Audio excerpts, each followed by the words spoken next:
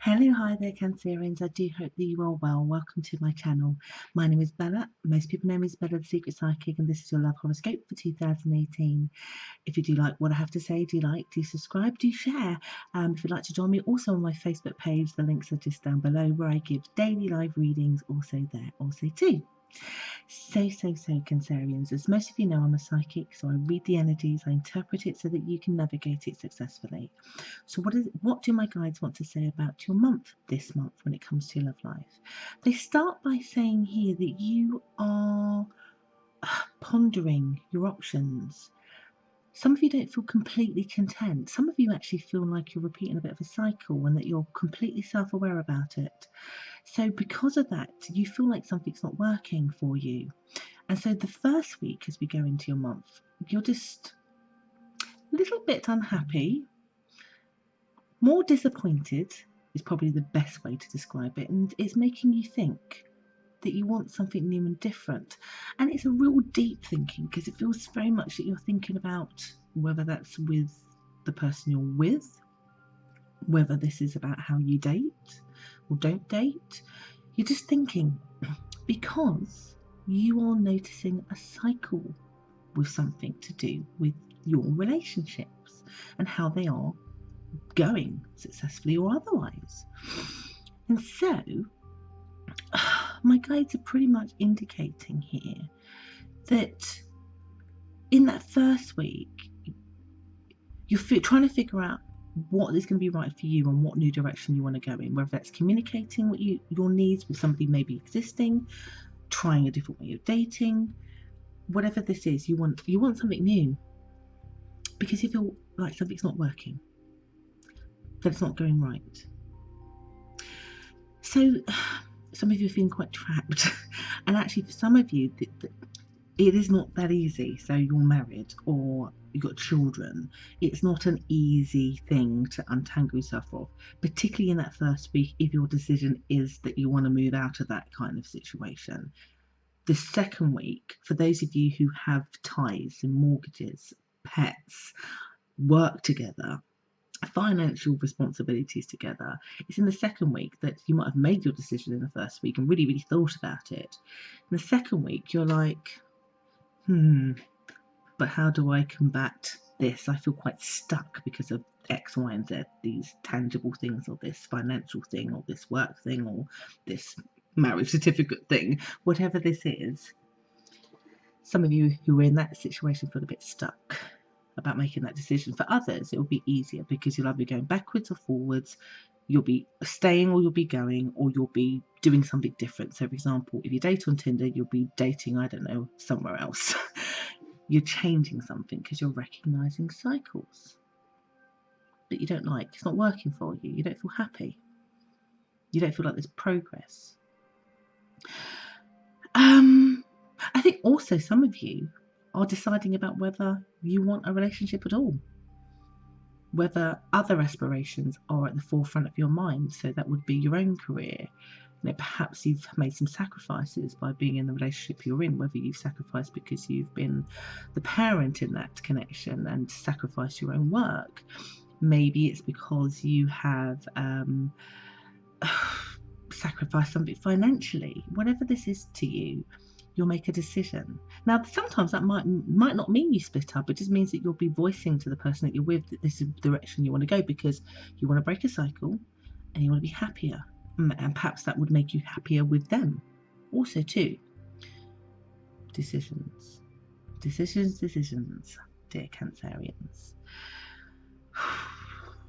If you're walking away from a situation, I think it doesn't matter whether it's short term or whether it's one of those ones where you feel a bit stuck because it's got some things to untangle that may have an implication or impact on you, particularly if it's a practical or financial element, that some of you, the other party in this, the other person, makes a noise about it, wants their presence to be felt. And I keep getting this a lot with some of the star signs I met this month, that I've been read for, this month, where actually there's an element of you not wanting to listen to it because it feels like it's white noise. It feels very much like it's making decisions harder for you, or that because of their disappointment, let's say, that it's difficult. It could also be that actually, because the decision that you might make feels so hard that you have your own internal dialogue running around your head, making it feel more difficult than it needs to be.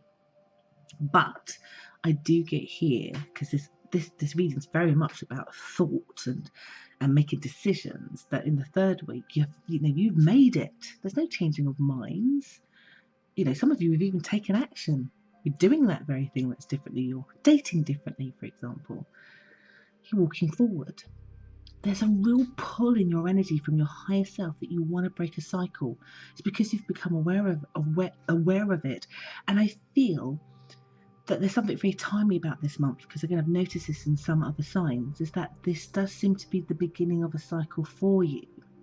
And I would particularly think, because that might be representative of Saturn and where it's sitting in your house, as to why you're feeling this urge to start a new cycle, or to at least end a cycle, so that you're bringing in a better cycle into your world, basically into your life.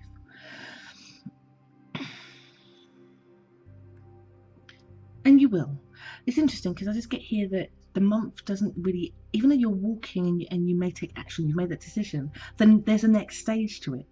So the next stage is implementing it. So this month is about thinking and deciding and pondering and semi-planning. But then once you've made that very strong decision, stay, go, left, right, whatever this is, then you've got to implement it. You've got to put those plans, write them down, figure them out. There's more planning. There's more, how am I going to do this? That then is followed up as you get to the end of the month, because you're certain about what you're doing. Now you've just got to figure it out. And that will become really important for those of you where actually you feel stuck. How do I unstick myself? How do I get around that I have a mortgage with them? Do I move out? Do they move out? How do I tell the kids? How do I get my money back? How do I separate our working? How do I do it? So it's thought again, basically. There's more thought to come about how it is. And some of it has got to be intuitively led, my guides are saying here. Your own spirit guides will help you. And also, no, it's very, very much, it's like they're going, well, I think what my guides are saying here, you figure it out. You will figure it out. But it does require you to not bury your head in the sand about it. I don't feel that most of you will. I think there might be a slight temptation where some of you feel a bit trapped with it, because feeling trapped, if we get so focused on that and how it makes us feel, it's quite low vibrational and can stop us from moving. But let's say the energy is quite supportive for you solving problems this month, basically overall when it comes to your love life.